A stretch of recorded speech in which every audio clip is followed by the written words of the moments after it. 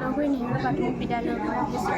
আপোনালোকক আমি লৈ অহা সাক্ষৰতাৰ যিখিনি শিকন সামগ্ৰী সেইখিনি আপোনালোকৰ আগত দেখুৱাবলৈ বিচাৰিছোঁ। এইখন হৈছে কৰ্পৰা ক্ষীয় বৰ্ণৰ শব্দৰ সৈতে ধেমালি নামৰ এটা কবিতা। এই কবিতাটো তেওঁলোকে কৰ্পৰা ক্ষীয়লৈকে পাব, লগতে এই কবিতাটোৰ জৰিয়তে তেওঁলোকে আমোদ পাব, ভাল পাব।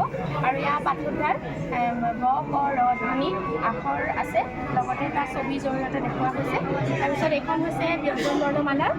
ব্যঞ্জন বৰ্ণমালাখনো কিন্তু ভাগ কৰা আছে। ইয়াত পূৰ্ণমাত্ৰা থকা বৰ্ণ, অৰ্ধমাত্ৰা থকা বৰ্ণ আৰু মাত্ৰাহীন বৰ্ণ দিয়া হৈছে। আৰু এয়া হ'ল বাদ্যযন্ত্ৰ, আপোনালোকৰ সন্মুখত ইয়াত দেখুওৱা হৈছে। আৰু এইখন হৈছে ABCD, সম্পূৰ্ণকৈ এনেকৈ ফিল্মৰ নিচিনাকৈ এনেকৈ চাৰ্টখন গৈ থাকিব, ৰোল কৰি গৈ থাকিব। ইয়াৰ হাত ধোৱাৰ নিয়মকেইটা দেখুওৱা হৈছে। হাত ধোৱাৰ 6টা ষ্টেপ। প্ৰথমতে পানী ল'ব, হেৰিয়া ল'ব, তেনেকৈ 6টা ষ্টেপত আমি ধুব পাৰোঁ, সেইটো দেখুওৱা হৈছে। এইখন হৈছে আমাৰ গ্ৰীষ্ম, বৰ্ষা, শৰৎ, হেমন্ত, শীত আৰু বসন্ত, এই 6টা ঋতুৰ ধাৰণাটো ইয়াত পাব সিহঁতে।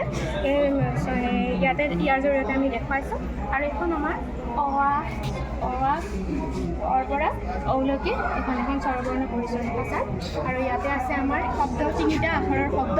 এই ৰ আখৰটো ইয়ালৈ লৈ গ'লে কৰম হৈ গ'ল, ইয়ালৈ আহিলে খৰম হৈ গ'ল, এনেকৈ আছে। এয়া হৈছে আমাৰ 7 বৰ্ণ, দেওবাৰ, সোমবাৰ, মঙলবাৰ এনেকৈ আছে। আৰু এখন আমি চাৰ্ট দেখুৱাইছোঁ। এইখন এখন অসমৰ সংস্কৃতি নামৰ দ্বিতীয় শ্ৰেণীত থকা পাঠটোৰ লগত সংগতি ৰাখি এইখন আমি বনাইছোঁ। এয়া আমাৰ মহাপুৰুষ শ্ৰীমন্ত শংকৰদেৱ, আৰু এইটো পুখুৰী।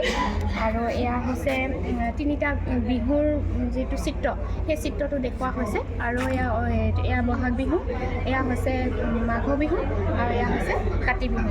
তাৰপিছত বহাগ বিহুৰ চিত্ৰখনত আমি কপৌফুল ৰাখিছোঁ, তাৰপিছত জাপি ৰাখিছোঁ তেনেকৈ। আৰু এখন চৰণীয়া পথাৰ এখন দেখুওৱা হৈছে।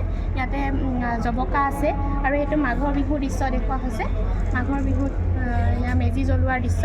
আৰু এয়া হৈছে আমাৰ অসমৰ সংস্কৃতিৰ এশিঙীয়া গড়, আমাৰ আপুৰুগীয়া সম্পদ, সেয়া দেখুওৱা হৈছে। আৰু এয়া হৈছে কাতি বিহুৰ এখন চিত্ৰ। এই কাতি বিহুৰ লগতে এখন গাঁৱলীয়া, প্ৰায় আজিকালি পাবলৈ নোহোৱা এখন গাঁৱলীয়া সমাজৰ চিত্ৰ ইয়াত দেখুওৱা হৈছে। এয়া হ'ল ঢেঁকীশাল, নাঙল, যুঁৱলি এনেকৈ ৰখা হৈছে। আৰু এয়া হৈছে অসমৰ বিভিন্ন ধৰণৰ জাতি জনগোষ্ঠীৰ সাজপাৰৰ যিটো চিত্ৰ, এয়া চুৰিয়া, ফাচকাই, দখনা এনেকৈ আছে। ৰিগুৰি খাওচা এয়া আছে। তাৰপিছত আপোনালোকে এয়া দেখিছে যে ট্ৰেফিক লাইটৰ ছিগনেলকেইটা। ইয়াতো আপোনাক দেখুৱাবলৈ থাকি গ'ল। আৰু এটা আছে ইয়াত কোমোৰা, ঘৰৰ ছালত লাগিছে কোমোৰা। তাৰপিছত এয়া হৈছে কলগছ, এয়া আজিকালি প্ৰায় নাইকিয়া হৈছে, অসমৰ সংস্কৃতিৰ এটা বহুত ডাঙৰ সম্পদ। এয়া হৈছে আমাৰ ট্ৰেফিক লাইট বুজিছে। আৰু এয়া হৈছে আমাৰ দেখুওৱা হৈছে বীজৰ সহায়েৰে পাচলিসমূহক সজ্জিত কৰে। এইটোৰ দ্বাৰা সিহঁতে চিলনী ছাত্ৰ ছাত্ৰীসকলৰ কাৰণেও উপকৃত হ'ব, লগতে সিহঁতৰ সূক্ষ্ম পেশীৰ বিকাশ হ'ব।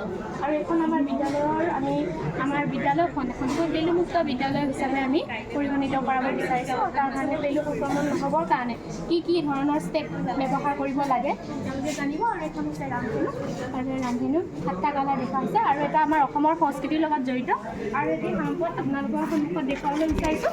এয়া হৈছে চাওক, আপোনালোকৰ এয়া সম্পূৰ্ণ আমাৰ যিখিনি অসমীয়া সংস্কৃতিৰ বৰপেৰা, সেই বৰপেৰাখিনি আমি ইয়াতে চিত্ৰৰ জৰিয়তে দেখুওৱা হৈছে, বা পহিলাৰ জৰিয়তে আমি দেখুৱাইছোঁ। ইয়াতে বাদ্যযন্ত্ৰ আছে, তাৰপিছত সাজপাৰ আছে, লগতে আছে আৰু গামখাৰু আছে।